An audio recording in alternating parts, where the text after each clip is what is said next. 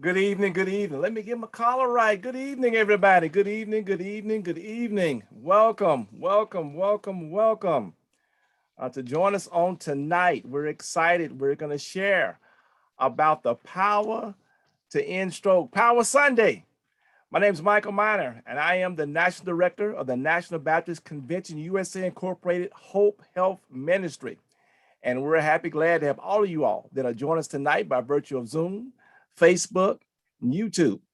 And we're going to do our best tonight, as we always do, to check our social media platforms to field any questions that you will have.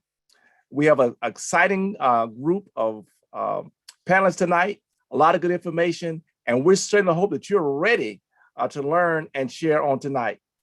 Now, we're excited because this evening's webinar is hosted by our NBCUSA H.O.P.E Team Detroit.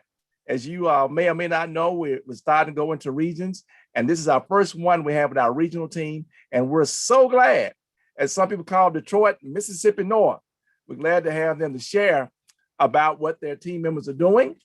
We're going to talk about Power Sunday 2021, and we can conclude, as we always do, with a Q&A that you all can participate in. All right. Now, what I'm going to do first, we're going to introduce our panelists. And as I do so, I'm going to highlight each one. And remember tonight, you know, those that are on Zoom, that are on Facebook, don't be shy. If you got questions or comments, put them in. We're going to do the best that we can. But we're going to go through each one of our panelists first, and then we'll come back for the Q&A. All right. Well, we're going to begin our introductions tonight. And let me add the spotlight. So our first panelist is Teresa Felsfire. She likes to make sure I always calls her Teresa. And she is a faith community nurse. She is also our Midwest coordinator for the National Baptist Convention USA Incorporated Hope Health Ministry. She's a member of the New Ebenezer Baptist Church in Detroit, Michigan, where our pastor is Reverend Dr. Wallace R. Mills Jr.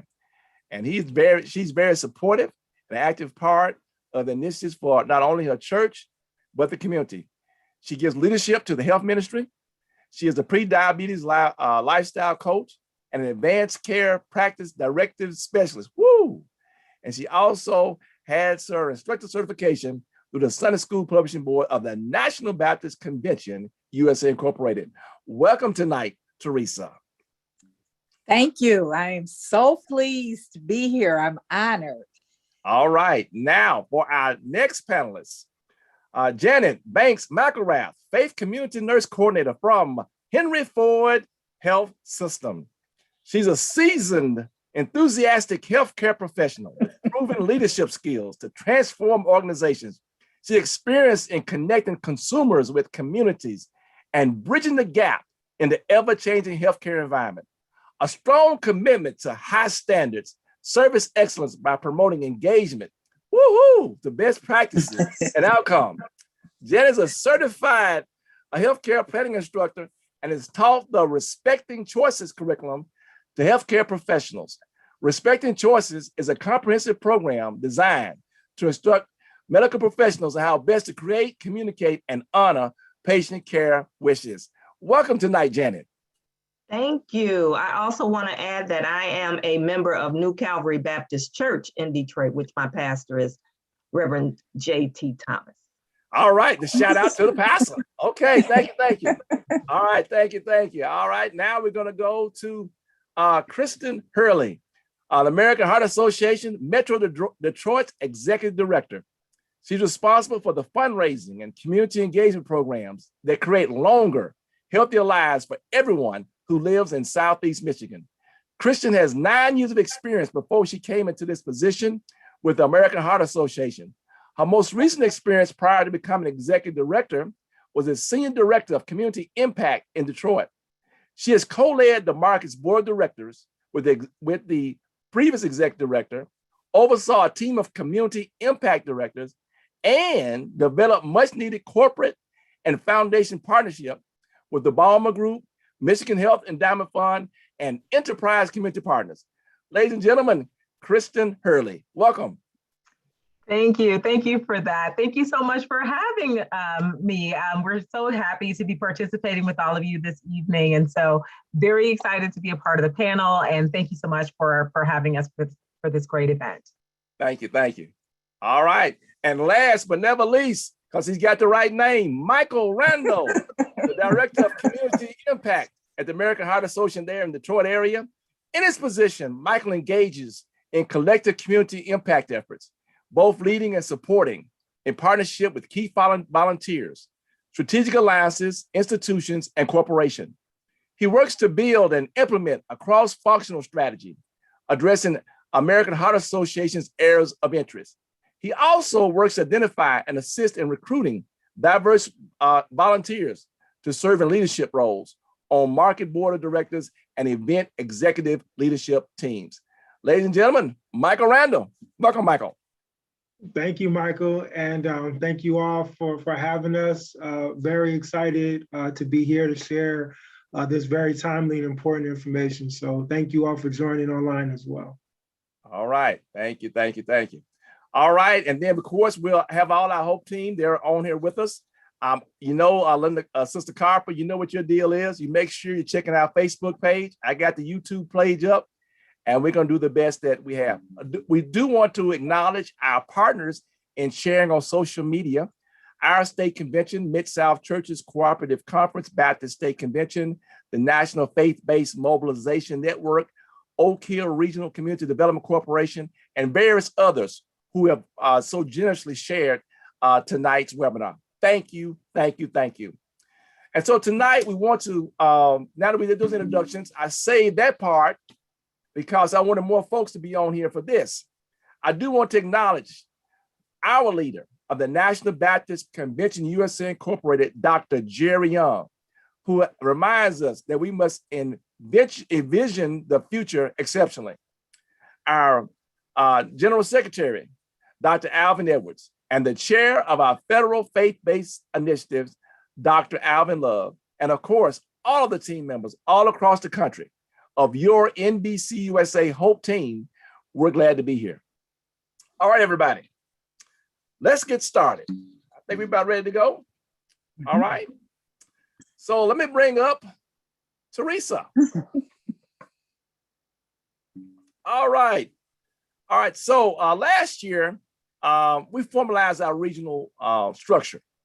And our Midwest region includes, let me read this so I get it right, Illinois, Indiana, Iowa, Michigan, Missouri, where you are, Wisconsin, Ohio, West Virginia, and Minnesota. Now look, this is from our parent body. People say, West Virginia is Midwest, but anyway, that's where the regions are. And we're blessed to have an inaugural point person in Sister Teresa Fales-Farr. She's our coordinator. Welcome to our team, Teresa. Thank you so much, Dr. Miner, and thank you to all the panelists and the speakers tonight. All right. Well, look, let's start from brass tacks. How did you get started with HOPE? Did it just all of a sudden just pop out of thin air, or what? How did you get started with us? Well, no, I've always been a part of the National Baptist, and I was part of the nurses, but then I decided that we needed some more resources. So I saw HOPE Health Ministry on there. And since I was giving leadership to the health ministry at my own church, I said, oh, this is perfect. So I sent an email to you and got a response. And you were having some training sessions that was coming just in time. It was wonderful. And I became a part of the HOPE Health Ministry and have had some awesome seminars and webinars. It's been wonderful. Beautiful, beautiful. So since you talked about that, you participated in the virtual training. How has that experience been for you? Well, of course, it was quite new for me. I was used to in-person instruction. So this is different for me. And probably everybody can see with this gray hair, I'm a little elderly there. So you're seasoned. You're seasoned. Okay, I'm seasoned. I accept that. Okay. And it was really a different experience, but it was an awesome experience because I still got to meet people. And we learned a lot. You had so much information on there. And even being a seasoned nurse, there were some things that I really had forgot about, wasn't aware of. And so the training is just invaluable. Wonderful, wonderful, wonderful. All right. So now what is the Hope team? I know y'all just got started, but has the Hope team Detroit done anything over the last year? And Oh, Hope Team Detroit is on the move. Oh. We're on the move. There should not be any hungry people in the Detroit metro area or the state of Michigan. Now, if it is, it's because we're not getting enough resources out there, and we will work on that. But our churches are busy. They are providing food boxes with staples, with canned goods, fruits and vegetables. We have all types of food out there. At least one day a week, you can find churches all over that are providing this service. I would say any day of the week. They just need to get the contact information. Okay. We're also providing education on COVID-related issues. We're doing PPE, which is the protective personal equipment in terms of masks and hand sanitizers. Okay. Now, with the masks, we received a donation of 20,000 masks. You're wrong. You mean 2,000, right? You don't mean 20,000. That's a lot of masks. Oh, no, I mean 20,000. 20,000. Wow. Yeah, I think so. I think those came from the Hope Health Ministry. Oh, okay. Yes. And I was shocked because when I told my pastor we had some masks coming, we had no idea it was going to be like that. But it's been a true blessing. We have provided other churches with them, the community with them. We've been able to get some to some schools, and it's just been a blessing to a lot of people. Wonderful. And we thank you for that. All right. Okay. Well, now if I can, I'm sorry. I just wanted to give a little shout out to a few of the churches that are really on the move. And besides New Ebenezer in Detroit, there's El Bethel in Redford, New Bethel in Detroit, Christland in Detroit, Messiah in Detroit, Mount Calvary in Flint, Galilee in Detroit, True Love in Detroit, First Trinity in Flint. True Love.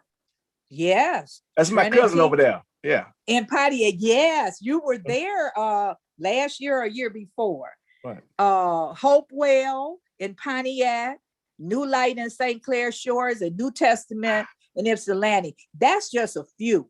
Wow. We have a lot more, and I know we have other things to do, but we have a lot more. But what I'm asking is, now that I'm in this position and it's new to me, I would like for the churches and the leaders to reach out to me, please, so that we can try to put something together so that we can start meeting virtually, find out what you need so we can lead you towards training and resources with the Hope Health Ministry. So I'm sure my contact information will be available through the network.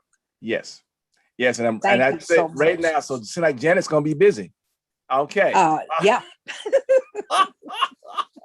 Thank you so much, Teresa. Welcome to our team. Thank you. Thank you. All right. Now let's go to the second part of what we talk about on tonight, and that's going to be dealing with stroke. Now let's talk about Blacks and stroke. Okay. Now look at those, some people jumping on me. You didn't say African American. Well, supposedly now we've changed. We no longer now say African American. We're now Black. I remember we were Negro and then we were colored. But anyway, so I'm using the word Black. That's what we got up here. Okay. Nearly 800,000 people in the United States have a stroke each year, making it the third leading cause of death in this country. Obviously, we know this was before the pandemic hit, right behind heart attack and cancer. And statistics show that Blacks are at a greater risk than other groups. According to the National Institute of Neurological Disorders and Stroke, Blacks are two to three times more likely than their white counterparts to have a stroke. Wow. Blacks are more likely to suffer a stroke at a younger age, have a higher mortality rate from stroke, and often take longer to recover than whites. Black women have the highest stroke rates of all, surpassing that of Black men as well as white men and women. While overall deaths due to stroke have dropped by nearly 30% over the past several years, the numbers have not been as significant for people of color. Blacks saw a 20% drop in the death rate from stroke versus 25% for whites, which represents hundreds of thousands of Blacks who are still at risk for dying of a stroke.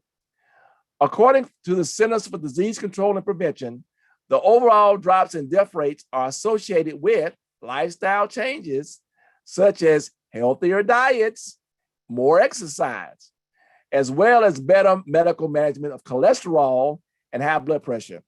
Remember, you don't take your high blood pressure medicine and your cholesterol medication so you can eat what you want. It is all part of a regimen to help you to be healthier. So the question is, are Blacks getting the message? All right, and to help us to start along that line, our next three panelists are gonna work with us on that. So let me add on here to the panelists. All right, Janet from the Faith Community Nurse Coordinator from Henry Ford Health System.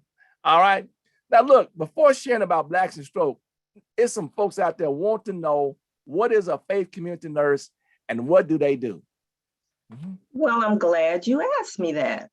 Faith community nurse is, we are trusted messengers. Nurses are, you know that, right?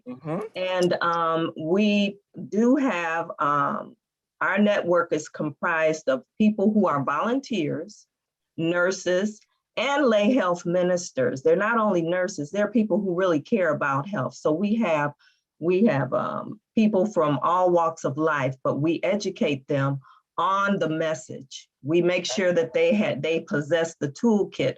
But the nurses that are in the church are the ones who educate. We meet the congregation needs in respect to health promotion, health screening, referral resources, counseling, and integration of pastoral care with other means of care, such as community outreach and a means to fulfilling one's faith. So we kind of, help guide that message along. And what you were saying about all those numbers, we have to continue with that conversation ongoing. So the more that we talk about it, the more people will learn, the more people will become educated, and we're hoping that we'll decrease those numbers. Okay. All right. Well, speaking on that, what has been some of the health initiative you've championed the last few years? Well, you know what? Yeah, for that. Yeah, I'm doing that. And then I guess as you know what? Wait a minute. You know what? You made me think about something. Let the preacher me come out, okay? You said faith community nurse. Hold on now. Let the preacher come at me now. How do you integrate faith in your work? And has the faith impact? I mean, do you pray with folks? Do you share scriptures? I mean, are you limited? I mean, how does this thing work with the faith? We out here doing it all. We are out here for the people, out here on the streets. We're praying with them.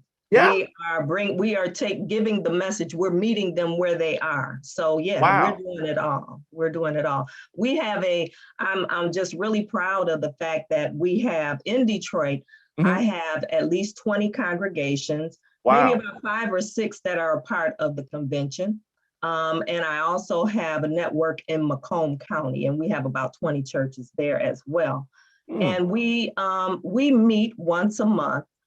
We share resources, we work with the community, but this past year, we have really bumped up. You think that COVID restricted, it did not. Did not, praise God. I would just like to shout out some of the things that we have done. Wow. You want to hear some of the things? Go ahead, you got me excited, go ahead. Some of the things that we have done during COVID, when it first happened, people were really, they didn't know what to do. So I brought in people that CEOs of the hospital to come and talk to you, let you know what's going on in the hospital. We had Zoom meetings with people, especially Christian came in and talked about the American Heart Association and COVID with heart disease. we've had the churches that integrated with Gleaners and Forgotten Harvest and delivering food. I want to shout out one of my nurses that is now working to help make sure that the churches are sites for COVID-19 vaccines. Awesome. Latanya Davenport, I know you out there over at El Bethel, and she is working to help us to integrate and make sure any of you nurses, any of you churches in Detroit, if you are interested in becoming a host site for COVID-19 vaccines, we will help you start that out and get that going. We're doing COVID testing. We're doing what else? We're doing the COVID testing. In fact, we've given out hand sanitizers, masks. If you need it, we got it. Wow. So we have all the resources that we need. And we're also having opportunities for some of the churches that have applied for grants and have received them to be able to continue to work within their congregations. All right, that's Detroit. And also for those that are nationwide, if you're interested, just email us at info@hopenbc.com. That's info@hopenbc.com. And we try to work with you where you are. Okay, now that's great. Now, what have been some of the major initiatives that you've championed over the last few years? Well, I would say last year we partnered with the American Heart Association to attack and make sure that people are aware of hypertension. And they rolled out a hypertension self-management program where we equip they equip the churches with Chromebooks, apps, and information on how to educate the parishioners on monitoring their blood pressures, even giving them blood pressure monitors to be able to do that. We're continuing that work. We've worked with the American Cancer Society, and they have given us materials on cancer. And right now we're in the process of making sure that the mobile mammography mobile will be at your churches if you need them there. They will be giving out mammograms for free. So, you know, whatever the needs are, we try to address that and work with the churches and make sure that they are connected to these resources for their congregation. No congregation is too small. We work with small and we work with them all. So look, she got it around me, y'all. Work with them small, work with them all. Look at y'all. Okay. And look, for those that are not in the Detroit area, remember your local hospital, if it's a nonprofit, they probably have some resources, including a mammo bus. You just got to make the contact. And please don't go begging at them and don't go talking about them. Work with them. Just like Janet's doing. They love her over there at Henry Ford. Okay. And she didn't pay me to say that either. All right.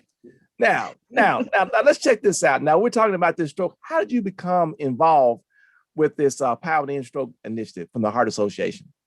Well, I care about my my church members. I care about my family. Heart disease has impacted my family. My mother had a heart attack early on, and my father had hypertension. When I first started working with the congregation as a faith community nurse, that was one of the initiatives that, that every church has a blood pressure Sunday, right? Just about every church takes blood pressures. But when you take the blood pressure, you want the education to go along with it. So that's what kind of prompted me to start doing that. And in 2018, I had a heart incident. I had an incident where I didn't know that I had a condition that when my doctor told me I could have dropped dead if it had not been treated. I'm glad you didn't drop dead. I didn't drop dead. God saved me. But those are some of the things. It's personal to me. It's personal to me because of my people, and I love my people, and I know that that's one of the number one killers of our people is heart disease. So that's how I became involved. All right. So now, when is Power Sunday? We've been talking about that. When is Power Sunday this year? Power Sunday is May 16th. The third Sunday. Yes. Sunday after next. Yes, for our church. I think each church can pick a Sunday. So if you don't do it on the 16th, you could do it the next Sunday. But 16th, the 15th is the Heart Walk here in Detroit. And that's one of the big fundraisers. They will be talking, Christian and Michael will talk about that.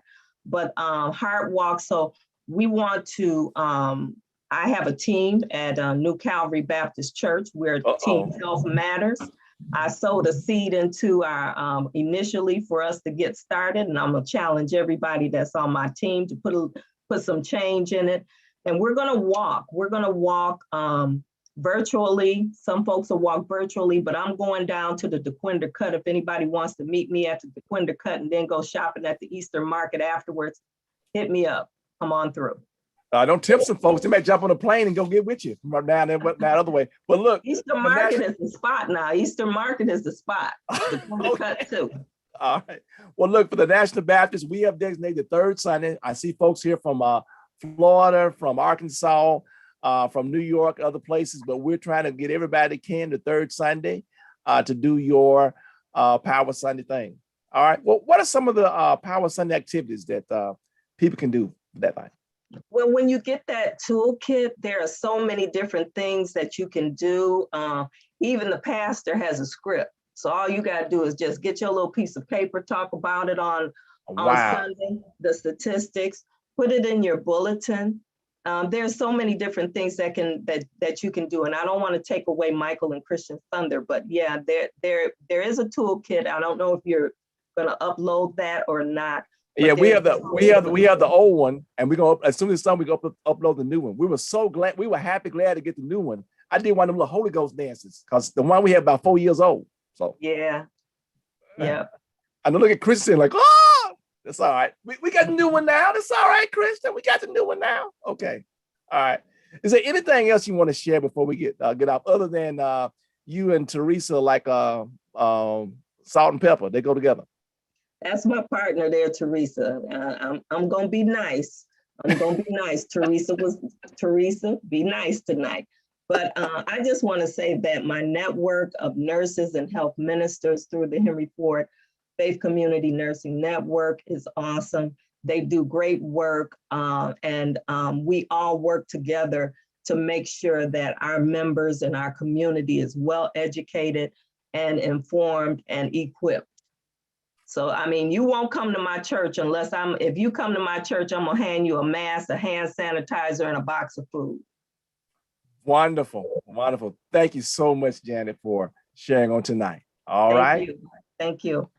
All right, now we're moving on. We're moving on up. All right, let me bring up Christian. All right, let me add the spotlight here. All right, Christian Hurley, she's American Heart Association Metro Detroit Executive Director. Christian, welcome to our webinar. Thank you so much for having me. This is so exciting to be here. I'm always happy to be here with my buddies, Janet and Teresa. We've done so much work together in the community. And so any opportunity to share with you all, I'm happy to be here. Thanks for inviting us. Wonderful, wonderful. Well, look, let me go right to the big important question. Now, what does it's like a big time thing now. What does the executive director do? And Detroit's a big area. It's not just Detroit. What do you do?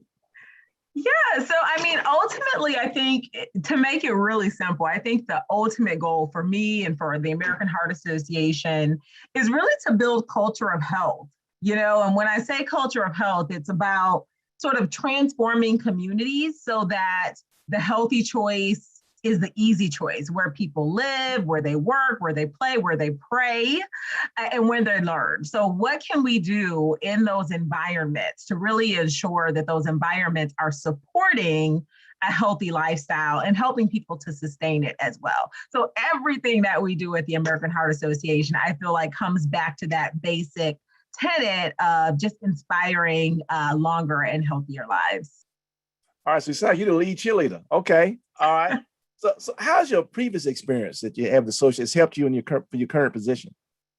Yeah, it's invaluable. I mean, it is, I've spent the past 9 years working in communities, as Janet said, doing self-monitoring programs for high blood pressure. High blood pressure is the #1 indicator of Okay. whether or not someone is going to have a stroke or heart attack. And so we found early on at the American Heart Association that if we can make an impact there in blood pressure, particularly in Black people, because we have the highest rates of high blood pressure in the world, we can make an impact on outcomes as it relates to stroke and heart attack. And so, I mean, being able to be on the ground, being in those congregations, talking with people, seeing the need, right?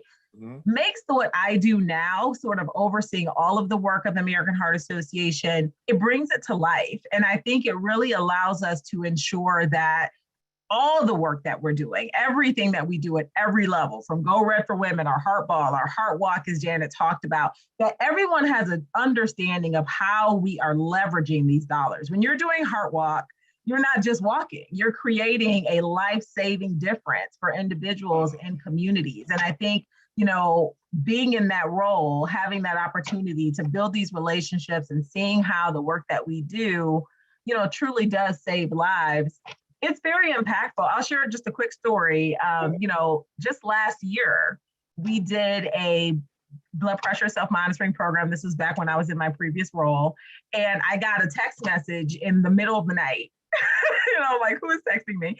And a lady who was a part of one of our self-monitoring programs was texting me to let me know that she'd taken her blood pressure and it was incredibly high, and had reached out to her federally qualified health center that, you know, we were partnering with on this initiative, and they told her to go to emergency, and she did, and they found that she'd had a stroke. She'd had a mini stroke. Wow. And so by her going in, people don't know, but a mini stroke often will precede a massive stroke, right? And so the fact that she was checking her blood pressure and she knew that it was out of hand, and she reached out to her primary care physician, she got the help that she needed. I mean, that's a life saved. And so being able to take that kind of experience into this new role, again, it just fires up my own passion for the work that we do. But it just allows me to ensure that those kinds of stories, the stories of the people in our communities who need the work and the support and the resources that we're bringing, that those messages are heard so that we can raise the funds that is needed to continue to support those programs. Wonderful, wonderful. Some of that, what are some of the key initiatives that you all are doing there in the Metro Detroit area? Yeah, absolutely. So, you know, everyone's familiar with the basic stuff that we do, right? So the American Heart Association, you know, funds, you know, billions in research, right, for heart attack and stroke, right, nationally. But we also do a lot locally. We do a lot around what we call our social determinants of health, which you guys are all familiar with. And so how can we work in communities to ensure that, again, that those environments are supporting healthy lifestyle? So it's hard for people to exercise at home if they don't have a home. So we work a lot in, you know, we want to make sure that everyone has access to affordable and safe housing. So we have it just recently, and I don't want to steal Michael's thunder because this is really his baby. He just did a great program with our faith community on inspiring affordable homes and actually having congregations build on property that they own in the community. We also do a great deal of work around what we call policy systems and environmental changes. And so, for example, we have an initiative in the city of Detroit that works with early childhood education. It's called Healthy Way to Grow. And so we are partnering with 43 early childhood centers in the city, and we're helping them to build actual, again, that environment. What does your center say as it relates to what these kids should be eating every day? Do you allow them to bring sodas in? Are you serving them juices? what do you eat? What are you feeding them? So we help them build policy around the food that is being offered, how much physical activity the kids get, how much screen time they're getting. Surprisingly, people show, you know, kids in early childhood centers, they'll put them in front of a TV, right? And so we have to build policy and provide education around, you know, how much is healthy. We also work with them to ensure that the things that the kids and the teachers are learning in school are making at home, and ensuring that the families are creating that healthy environment at home for these kids who are 0 to 5 years of age. And during COVID, that was also interesting. We found a lot of families were struggling, as we all know, with food support. So, you know, as Teresa said, the churches are getting involved, making sure they're feeding people, but we had families coming to the center and sharing that they could use some additional resources. So we were able to leverage some of our partnerships to provide fresh fruit and vegetable boxes to some families who were in need within that program as well. So that's just a couple of examples. And then of course, we got all the work that we're doing in the faith community and our self-monitoring programs and work around hypertension, cholesterol, and diabetes that we work on locally in our market as well. Wow, I want to give a shout out to the thing about that 0 to 5. I know in our area we have the Excel to 5. I think Pastor Andrew Miller, he's an alderman down in our local area. So I think the church need to jump on that first thing, because Christian, I almost cried a couple of years ago. I had a young lady in my church. She was like 4 or 5 and couldn't read. So we get our work cut out for us. I like that. But look, what is Power Sunday? Yeah, so, Power Sunday is an opportunity for congregations to, well, first of all, May is American Stroke Month. I don't know if we've said that, but it's American Stroke Month. You just said it. Yes. Okay. So this is the opportunity for all folks in America to be really taking the time to learn about stroke, right? Learn about the warning signs and the risk factors and how they can reduce their risk. And so Power Sunday is an opportunity for our congregations to pick a Sunday in May and say that, on this day, we are going to make absolutely sure that all of our congregants are aware of the risk that they have for stroke, particularly in our Black and Brown communities, that we're providing them the resources that they need to learn how to start making healthier choices. And so, as Janet said, there's a toolkit that's involved that provides you ideas on how you can engage your congregation, messaging for your pastors and for your leadership to really be able to support that healthier lifestyle. So that's Power Sunday, just an opportunity for us to ensure that everyone has that baseline understanding of what they need to do to ensure that they're lowering their risk factor. All right. And to be clear, this is a nationwide initiative. Yes. Oh, yeah. So, it's through our Empowered to Serve initiative through the American Heart Association. I would highly recommend everyone visits the empoweredtoserve.org website. There are all kinds of resources there, which Mike will share more about as well. But you can find additional resources for congregations there as well, all over the country. So you mean that once we and look everybody, we're going to update it and have it uploaded in the morning. So you're telling me that when they get this toolkit, it'll give them some things they need to do to help host a wonderful Power Sunday? Yes, absolutely. Yes. And ask Teresa and Janet, they've been doing Power Sundays for a decade, right? And so they know. And, it's really use your own creativity too. What we give you in the toolkit is ideas. Here's some things you can do. Here's some recipes. Here's some great ideas. But, build upon that. You've got faith nurses, have a screening for blood pressure, right? Bring in some additional resources. We've got all these mobile units now doing, COVID testing and providing fresh food. People just kind of use this opportunity and build upon it. What can we do on this day and really make sure that we provide people the greatest and deepest level of resources and support that we can. So don't be limited either by the toolkit. Let it kind of give you some ideas and build upon that and let it inspire you to really make something fun for your congregation. Well, look now, is there anything else before we go to Michael? Is there anything else you want to share tonight, Christian? Again, I just would love to thank you all for having us, for highlighting this incredibly important issue. I cannot say it enough. This is so important, particularly in the Black community. And so kudos to you for having this event. Thank you for having me. Thanks for letting Michael come in and just for us to be here with you all to share the knowledge that we have. And so we appreciate it. And if you need anything, when you said 4 years since you've had an updated toolkit, oh my goodness, call me. Give us a call. Email me or Michael. I'll make sure that we add our emails into the chat. Let us know if you need anything, if you need resources, a toolkit on almost anything as it relates to health. The American Heart Association has resources. So please see us as a resource for you. Don't wait 4 years to get updated information. Reach out. Okay. Thank you, Kristen. All right. Thank you. All right. Well, now we're moving on up and we're going to bring up the other Michael. Okay. How you doing, Dr. Miner? Thank you. Thank you again for the opportunity. Yeah. All right. Well, look, it's got to bring Michael up here. Wow. Michael, now what does a director of community impact does? I'm just trying to put my arms around that message. All right, he's gonna show us, y'all. Now Well, look, y'all take some let me notes. share my screen. Here Go we ahead. go. Everybody All can right. see? All Yeah, I can right. see. So a little background on myself. I'm actually an urban planner by training. And I've worked for years in the space of public health, but I've also worked for Habitat for Humanity. I've worked for community development departments. And it wasn't until I joined the American Heart Association where I was able to make both of those worlds collide. And really, it's based on this slide that you see right here, because what we find is that 80 to 90% of an individual's risk factors when it comes to cardiovascular disease and stroke are factors that are outside of the clinical setting. So when I say the clinical setting, what I mean is access to quality care, access to a primary care doctor, a specialist, or a cardiologist. Those factors only make up about 20% of an individual's health, or the spectrum of health that we call. The other 80 to 90% are factors like health behavior, factors like physical environment, air quality, housing, transportation. Do you live in a food desert, right?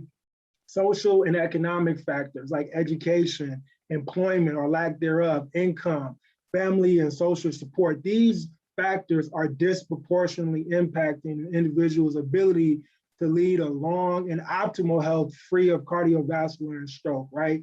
So what Christian has been talking about, what Janet and Teresa have been talking about, is our community effort to work in these spaces to come up with innovative solutions to the social determinants of health, right? If we're gonna actually move the needle forward, if we're actually going to stem the tide of stroke and heart disease, especially in the African-American community, we have to look at these factors, because we know that our community, unfortunately, is going to be disproportionately impacted by these factors, right? And so as the American Heart Association evolves our mission to create a world of longer and healthier lives, we have to look in these factors. Like Christian mentioned, we also still fund billions of dollars in research, right?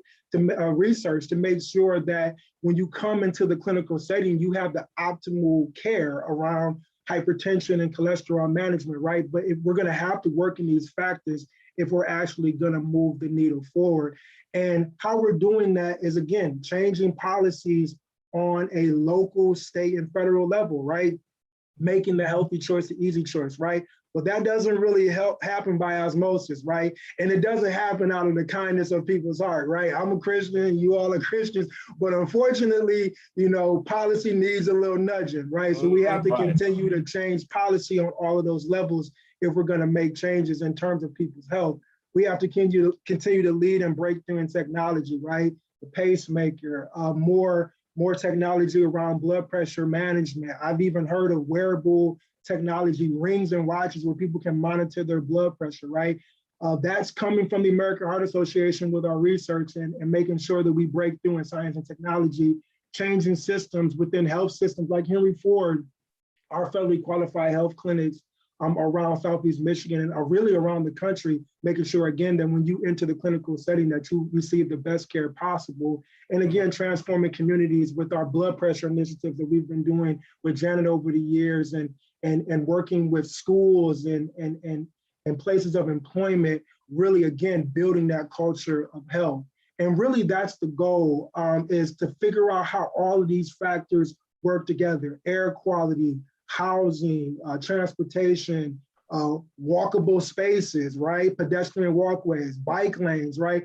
All of these things work together if we're gonna actually create an environment that's conducive for long and healthy lives. And when I think about our 2024 goal of increasing life expectancy, right? That's a big goal, right?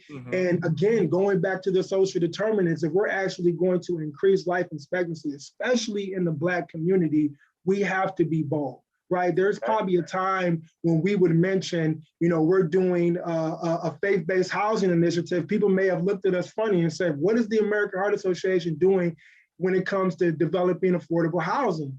Did you know that housing is one of the leading social determinants, right? And so like Christian mentioned, How healthy can you be if you don't have a home?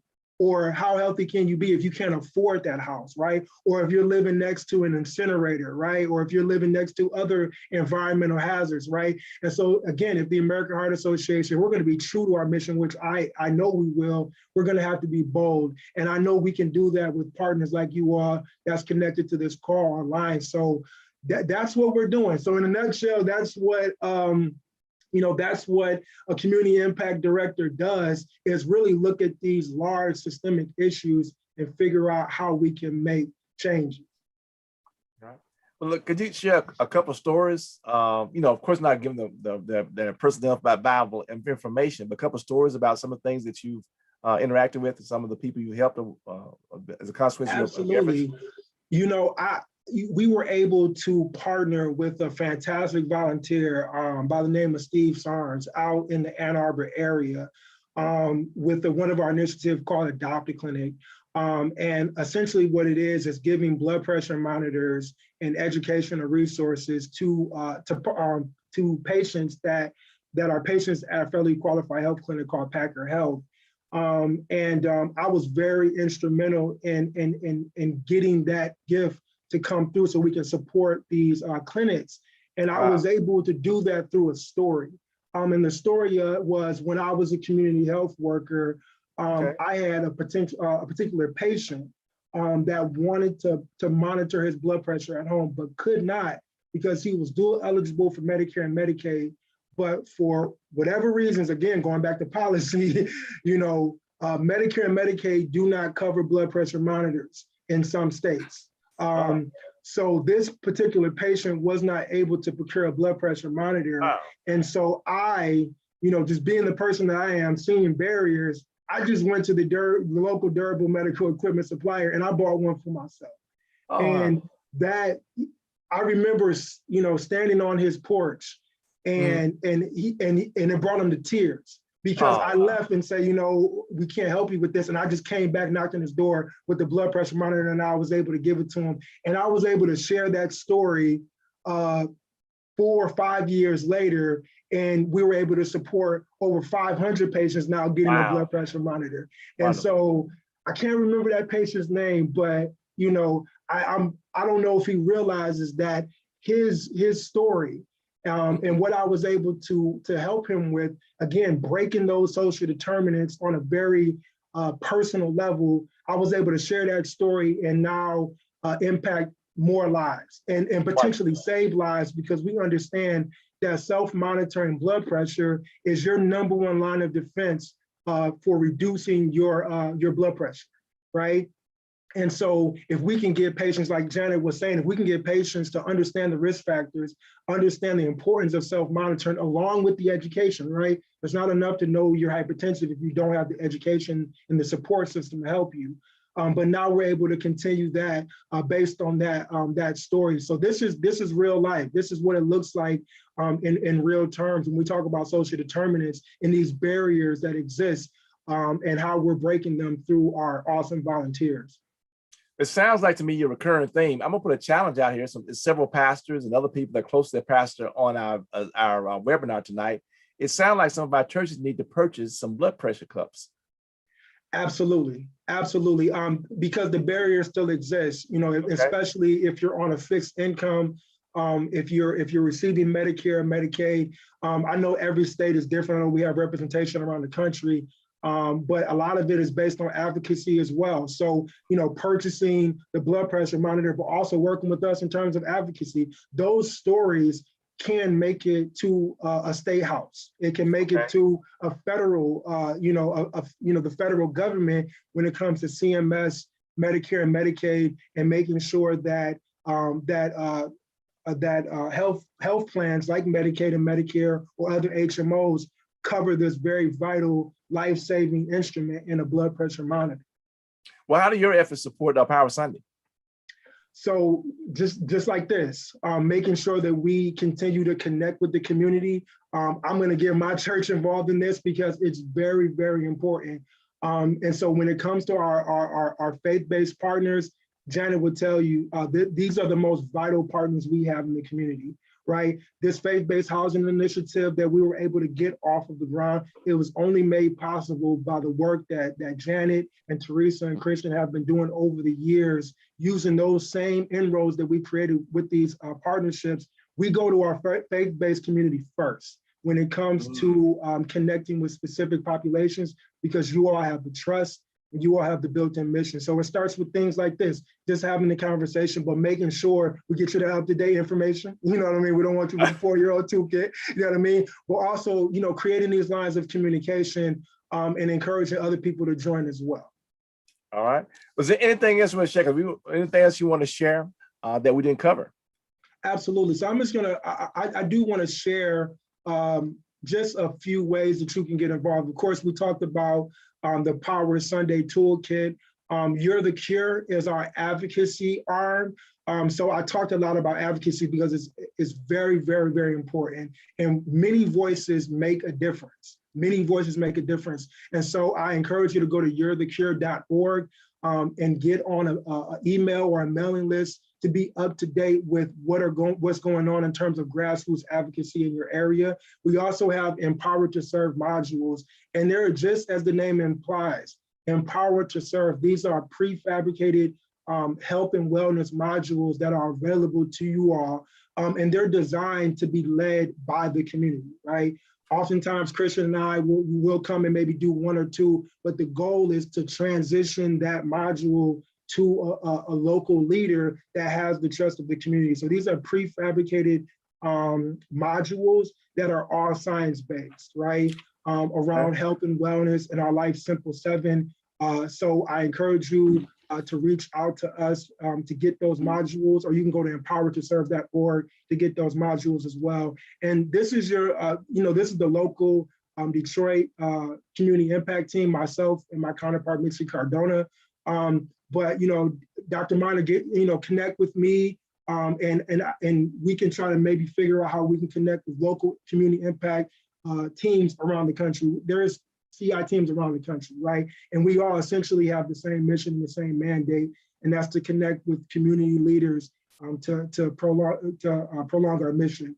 So this is the local team. If we have any local Detroit churches on the line right now, but Michael, let's get together and figure out how we can connect other churches with local CI teams to get these resources. That sounds like a plan. It's like a Absolutely. plan. Michael, I appreciate you. You can't be too bad, man. You got a name like Michael. That's all right with me. Absolutely. Thank you, Dr. Money. All right. All right. Look, well, a big thanks to our panelists. We've covered so much so far, but the best part is coming now. We want to hear from you. Those of you on social media, and I've been checking back and forth, quite a few people have been watching this on social media. You may type in the chat or raise your virtual hand, and we'll see can we unmute you. And those on social media, we can do the best we can to capture your questions. Look, before we go any further, we also want to remind you about one of our newest initiatives, the National Institutes of Health All of Us Research Program. The NBCUSA is an active participant. The program is conducting monthly surveys during the pandemic on how people are coping. And we hope that you'll participate in this and that you'll become 1 in a million. If you'd like to learn more about this effort, email us at info@hopenbc.com. All right. Some questions. Oh, okay. All right. Let me bring in our panelists so we all can be up. All right. And we add the spotlight here so everybody can be up here and we can be in the mixed. Okay. And not forget Michael. Okay. All right. So we have a question here. I guess this must be for Christian and Michael. It seems, I guess, how can I put this diplomatically? It says, it seems like you all are so excited and do a whole lot of things with your group there in Detroit, but it doesn't seem like it'd be the same in other parts of the country. Well, sound like some shade to me, but anyway, go ahead. Well, I guess if it seems like we're focused on Detroit, it's because that, I run the Detroit market, but there are staff from the American Heart Association all over the nation. And so if you were to let me know where you are, I'm sure I could find a community. I don't think they're gonna do that. I think that was just kind of like a thing that said that maybe they had a bad experience or something. I don't know, but I thought Oh, I felt the shade. I felt the shade. Well, I hope that's not the case. But again, you utilize the resources on the website. And it is true. Not every single city has a community impact director. And actually, our team here in the Metro Detroit area, before I left my role, there were 3 of us. That's unheard of. There's very few communities in the nation where there are 3 staff people working on community impact. And oftentimes there might be one who's servicing multiple cities. So definitely reach out to the AHA wherever you are, but leverage the website. That's one of the reasons why they've created such a dynamic website with empoweredtoserve.org, because for those communities that do not have staff, they wanted these congregations to still be able to engage and receive these resources. So there's a plethora of things on the website that you can engage with and networks that you can tie into right online virtually. Okay. All right. Janet, somebody asked, would you mind typing your email address or sharing your email address if they wanted to pick your brain about some things? Is that possible? Yes. All right. Should I put it in the chat? Put it in the chat, and then Sister Copper, remind me. I'll put it out on our Facebook thing too as well. All right. All right. I guess you got some people really all fired up there, Janet. Yeah, come on with it. Okay. All right. So Teresa, they're asking now, what if you're not a nurse? You do all this training, whatnot. What if you're not a nurse? Is there a place for a person that's not a nurse to do this thing with this health efforts? Oh, absolutely. As Janet said, we use laypersons also. You do not have to be a nurse to be a part of us. All you have to do is be a person that loves people, have a willing heart and spirit, love the Lord, and we're going to see to it that there's work. Remember, there is plenty of work in the vineyard. We just don't have enough people out there to get in the vineyard. So come on with us. We'd be more than happy to have you. And if you are within the Midwest region, please, please, please, I ask that you reach out to me so that we can start putting some things together so that by the time Dr. Minor takes us back to in-person with Dr. Young, in-person convention, June 2022, we can really show them what we've been doing. Praise the Lord. That sounds like a challenge. All right. Yes. And don't forget, for those that are watching anywhere across the country, we will have our monthly meeting for Hope on the second Thursday in May 13th. And if you're not already on our contact information, email us and we'll get you the Zoom link. All right. So Michael, there's a question about the 2 different kind of P's for policy, the little P policy and the big P policy. Some people are concerned about that big P. They don't want to go up to the State House. But there's some things they can do in the little P policy that can be helpful. Absolutely. They're both equally important, especially when it comes to what we experience in Michigan a lot is preemption. So oftentimes there are local organizations or even local planning commissions or city councils that may want to go forward with a local policy, but they're preempted by a larger state policy. So I would say whatever your bandwidth is, whatever your capacity is, and whatever your network lends you, work within that realm of influence. There's no such thing. I know we distinguish big P and little P, but I've seen acts of local legislation make a big change. I've seen small neighborhood associations with 4 or 5 elderly people make a huge change as well. So when it comes to the American Heart Association and our overall mission of a world of longer and healthier lives, all of these policies are equally as important. So I hope that answers the question, and I hope that it's inspiring as well. Work within your influence, work within your network, and all change is big. All right.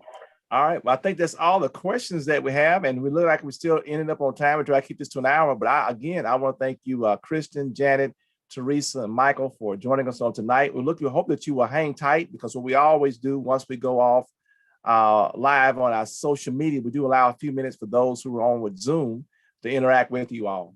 So just hang tight here a second. And we're going to get ready to wrap up the first part of this thing. This technology, a year ago, I barely knew what Zoom was, and now I'm directing stuff. Well, Lord, there is a God somewhere. Okay, all right. Look, we're reminded about our upcoming events. We're continuing this theme for American Stroke Month on May 18th. That's right, Tuesday, May 18th at 7 p.m. Central Time, 8 o'clock Eastern. We're going to have another stroke awareness webinar from Team Louisiana. That's May 18th. For those of you all that are on our regular mailing list, we'll make sure to share the information with you. Then on May 20th, that's a Thursday, the same week, we're going to do our second in our Turn Obesity Around series. And the Turn Obesity Around series, this time will be in the Southwest for the Southeast region. That's Thursday, May 20th, 8 o'clock Eastern, 7 p.m. Central. Don't forget that not only is May American Stroke Month, Power Sun is coming up, but it's also National Mental Health Month. Hope that you're doing some things to emphasize the importance of our mental health wellness, especially during this pandemic. Sunday, of course, begins National Women's Health Week. Begins with Mother's Day, May 9th through 15th. And for the National Baptists, we know that Mother's Day is also Bells for Remembrance, where we are hoping that mamas and daughters will get together and have their mammograms. All right, you can join us on social media. We're on the web at hopenbc.com. Let me slide which way? Let me slide this way. There you go, hopenbc.com. You can go to our Facebook page, which is National Baptist Convention USA Incorporated, Hope Health Initiative. We're on Twitter and we're on YouTube. And we got a survey, the survey that we want you to complete. I want y'all to know that the biggest room there is the room for improvement. So when you finish off this webinar, we're gonna make sure that we do that. All right. And I want to give a shout out to our team, to Lottie Minor, I might know her, to Pastor Bernard Montgomery, to Sister Bettina Campbell, Pastor Dexter Moraney, Sister Ellen McKnight, Sister Dr. Felicia Washington, Minister Geraldine Moore, Dr. Desi Levy, Sister Linda Copper, Sister Loretta Miller, Dr. Lavora Williams, and Sister Michelle Johnson. All right. Once again, we want to acknowledge our president, Dr. Jerry Young, who reminds us to envision the future exceptionally. This has been a production of the National Baptist Convention USA Incorporated, the nation's largest Black denomination. God bless and keep you